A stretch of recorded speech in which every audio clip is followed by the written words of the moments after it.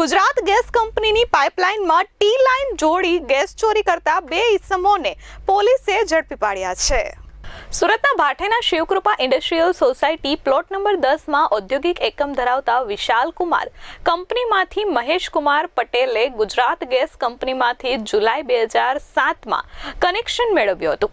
જો કે તે ગેસ ચોરી કરતા ઝડપાતા કંપનીએ ગત 14 ઓક્ટોબર 2022ના રોજ તેમનું ગેસ કનેક્શન બંધ કર્યું હતું. તેમ છતાં વિશાલ કુમાર પટેલે કોઈક જાણકારની મદદથી ગુજરાત ગેસ કંપનીની પાઇપલાઇન કાપી તેમાં ટી બેસાડી ગેરકાયદેસર કનેક્શન મેળવી વાપરવાનું શરૂ કર્યું હતું. આ અંગે જાણ થતા ગેસ કંપનીએ 2 દિવસ અગાઉ ઉધના પોલીસ સાથે ત્યાં રેડ કરતા ગેરકાયદેસર કનેક્શન મળ્યું હતું.